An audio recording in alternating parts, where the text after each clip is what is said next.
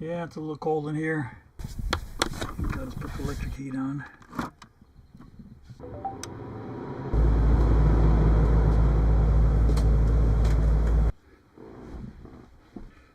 Good morning, this is Grandpa Ron here, and I'm going to talk about running your air conditioning off your batteries. But yeah, here in San Diego it's a little cool this morning, so I actually use the air conditioning as a heat pump to warm it up.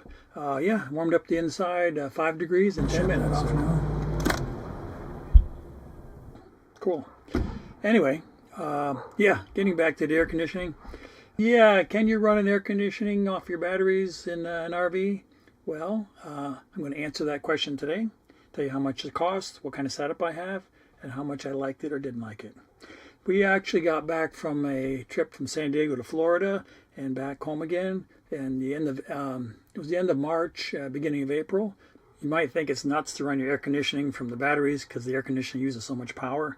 But yeah, there's actually whole houses off-grid that use solar plus backup batteries, and yeah, they run their air conditioning and stuff. So yeah, it is possible now with lithium batteries, and the cost of lithium batteries keeps going down. I bought my 400 amp hour lithium battery for, it's like $1,500, and now they're $1,000.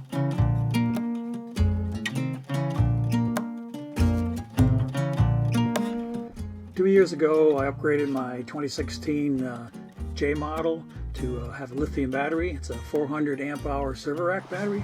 I put it under the compartment near the steps. This has been one of my best upgrades by far. It just feels like I have endless power now. I can make my coffee, run the microwave, do whatever I want, and have to worry about the batteries running down and have to charge them up in the morning.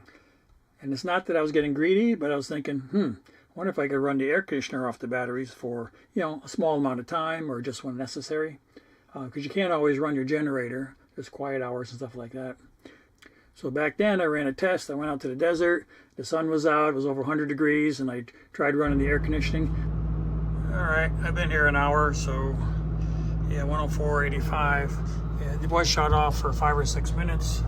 So let's see what we got on the battery level here.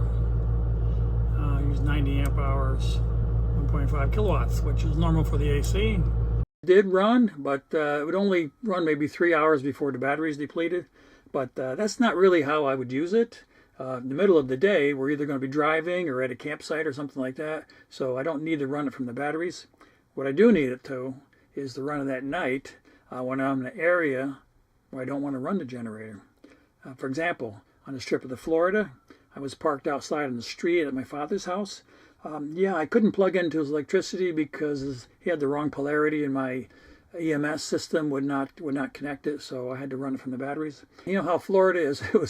It was kind of warm and muggy. It was low 80s inside the RV at 9 o'clock, and it was humid.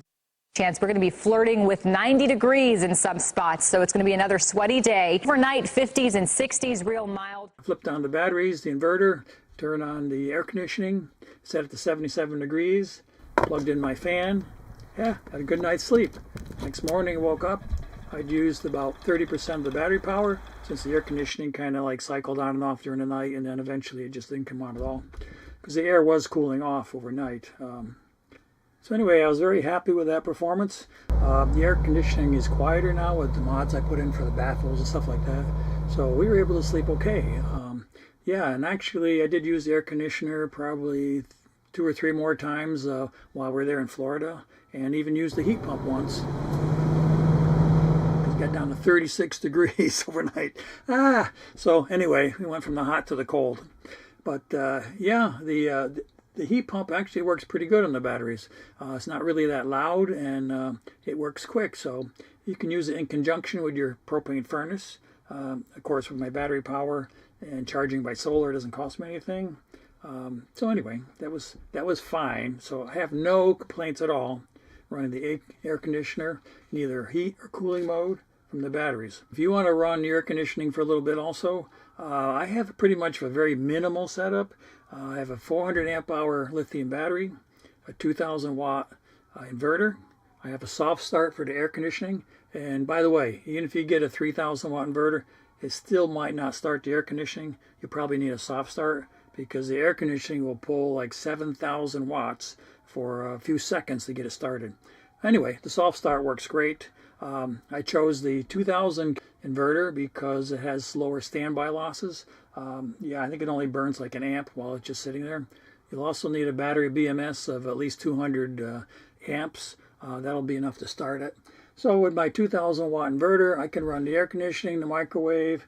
We actually use the electric water heater on occasion, just one thing at a time, but that was fine. We can just multitask that way.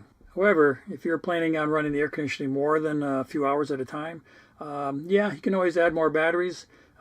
Trouble is when you start doing that is how you're going to charge them. Because the batteries don't generate power, they just store it. So you can use it later on. Yeah, for my coach here, my lithium converter puts out about 60 amps, probably about 58 actually. And my alternator can charge at about the same rate, 50 to 60 amps. Solar is, yeah, that's probably the weakest thing. I only have 275 watts of solar on the roof. So it tops things off. It's just not really very fast.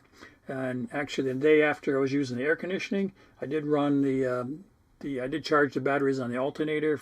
The alternator in RV will charge my batteries at like 50 to 60 amps. And it'll give me about 13% battery charge every hour I use it. So I've run it for 2 or 3 hours at a time, and that worked out fine.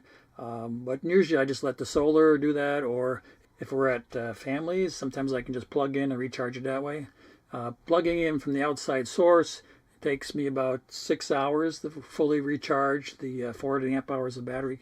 Yeah, it worked out fine. As a matter of fact, on the whole trip, covering 30 days and 5,400 miles, never even started the diesel generator.